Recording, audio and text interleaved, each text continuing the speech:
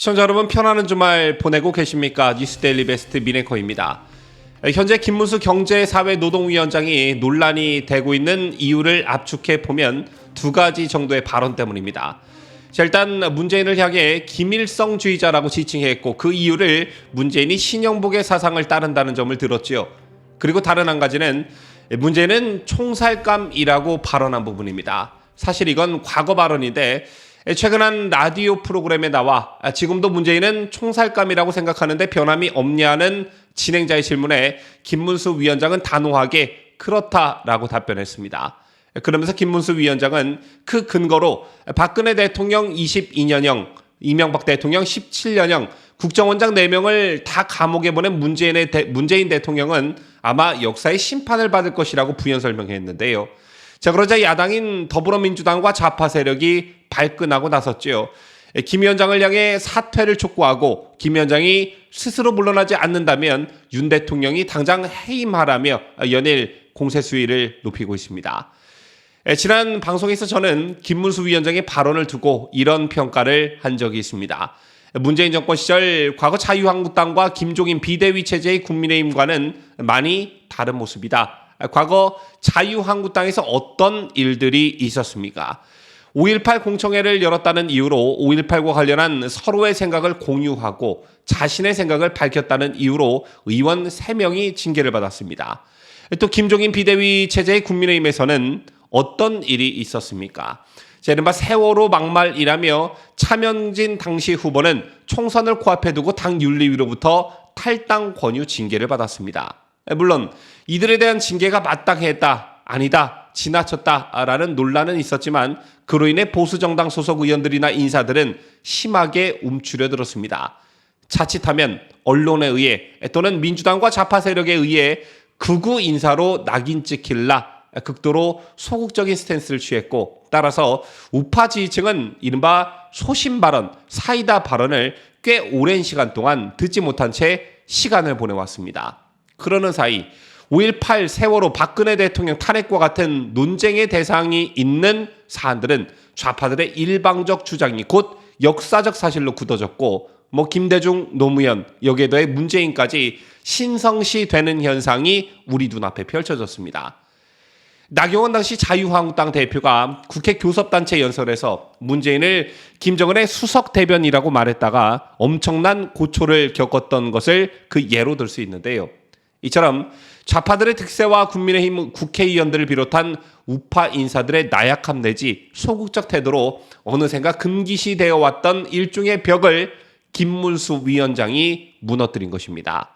바로 이 점에서 저는 김문수 위원장의 강단 있고 소신 있는 발언을 높이 사고 있는 것인데요. 이런 가운데 요즘 사이다 발언을 연일 쏟아내고 있는 전여옥 전 의원이 김문수 위원장의 발언에 좌파들이 부들부들거리는 이유를 제대로 짚었습니다. 김문수 위원장을 좌파들의 속내를 내시경 관찰하듯 들여다보는 사람으로 평가했는데요. 그러면서 전 전 의원은 저들은 김문수가 너무 두려운 것이라며 우리는 김문수를 끝까지 지켜야 한다.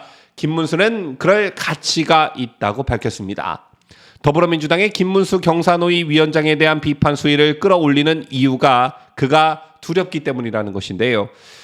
김문수 위원장은 국민 앞에서 절대 거짓을 말하지 않겠다는 국감선서를 충실히 지켰다. 그래서 김문수는 진실만을 말했다고 평가한 전여옥 전 의원은 김 위원장의 담대함과 좌파들의 찌질함을 비교하기도 했습니다. 전 전 의원은 김문수는 이렇게 담담한데 좌파들은 울고 짜고 성적 수치심을 들이댄다며 MBC 박문진 이사장 권태선 국감에서 MBC가 편파 방송이란 말을 들으니 너무 괴롭다며 울음보를 터뜨렸다. MBC 편파에 대한 국민의 분노를 안다면 당장 사퇴할 것이지 대성통곡쇼로 뭉개려는 추한 속셈이라고 주장했습니다. 또 전 전 의원은 권익위원장 전현희에 대해서 왜 이를 질척거리느냐는 말에 성적 수치심을 느꼈다고 난리치고 참 좌파 여자들 빤히 보인다며 할 말 없으면 울고 짠다. 이렇게 날을 세웠습니다. 즉 자기 주장에 대한 철저한 논리와 근거, 팩트로 무장한 우파와는 달리 팩트와 논리가 항상 부족한 좌파는 이를 메꾸기 위해 또 이를 감추기 위해 항상 눈물쇼 등의 감성 발휘를 한다는 점을 정확하게 짚은 것인데요. 한편 민주당이 거세지는 김문수 위원장의 사퇴 요구를 윤석열 대통령이 단호히 거부했지요. 윤 대통령은 김 위원장은 1970년대 말부터 80년대에 노동 현장에서 뛴 분이라며 진영과 무관하게 많은 노동운동가와 네트워크가 있고 노동 현장을 잘 안다고 판단해 인선했다. 이렇게 말하면서 김문수 위원장의 능력을 치켜세웠습니다. 자, 그런가 하면 신영복과 관련한 새로운 소식도 있었습니다. 김문수 위원장이 문재인을 김일성주의자라고 말하면서 근거로 든 게 바로 문재인이 신영복의 사상을 따른다는 것이었는데요. 문재인은 2018년 2월 9일 평창 동계올림픽 리셉션 연설에서 이렇게 말했습니다. 제가 존경하는 한국의 사상가 신영복 선생은 겨울철 옆 사람의 체온으로 추위를 이겨나가는 것을 정겹게 일컬어 원시적 우정이라 했습니다. 오늘 세계 각지에서 모인 우리들의 우정이 강원도의 추위 속에서 더욱 굳건해지리라 믿습니다. 또한 문재인의 발언에 따르면 더불어민주당이란 당명이 만들어진 것도 바로 이 신영복 때문이라고 하는데요.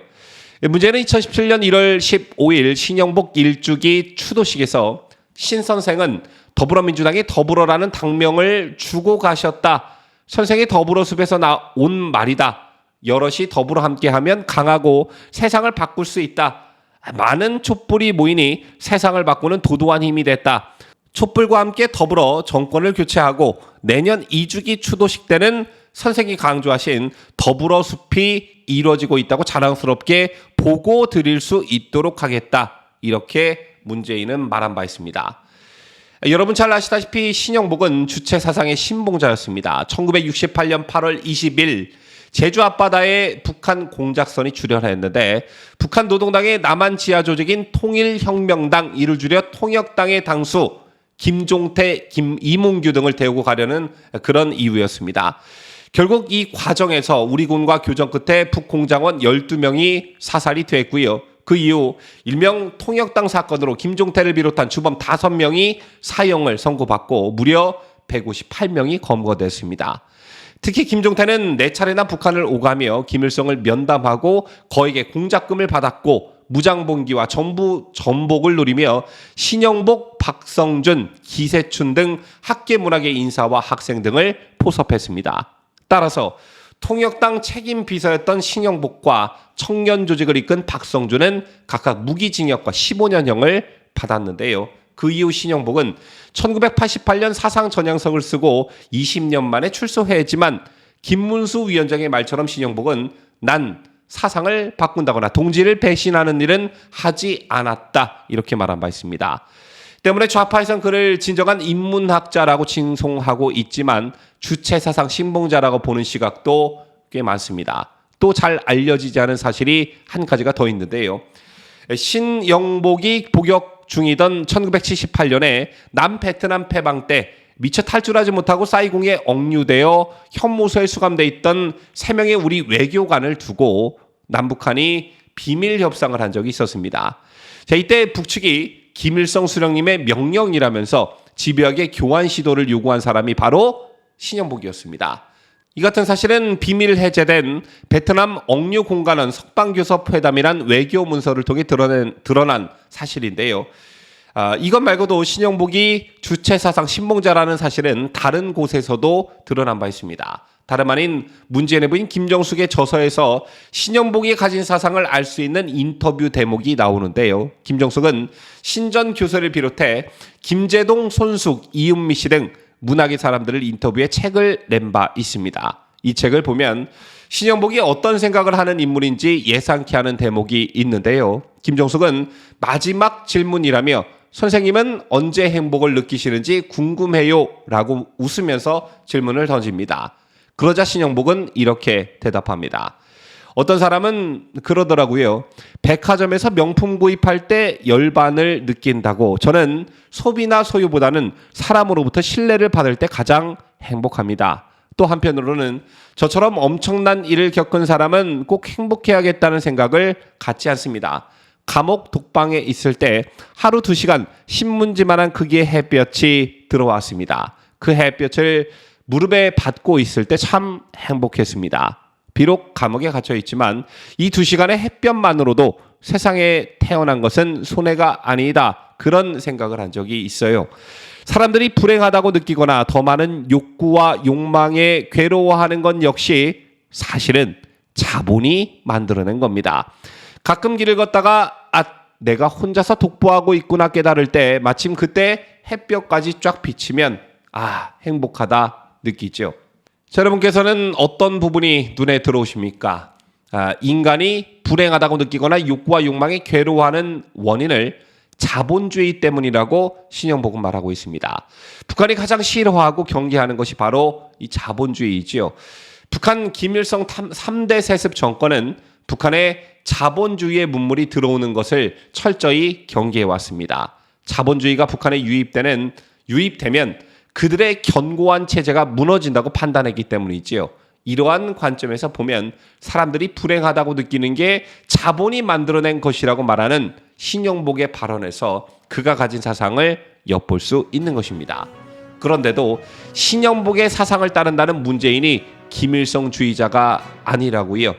지나가던 소가 웃을 일입니다. 지금까지 저는 자유대한민국을 소화하는 뉴스데일리 베스트 민앵커였습니다.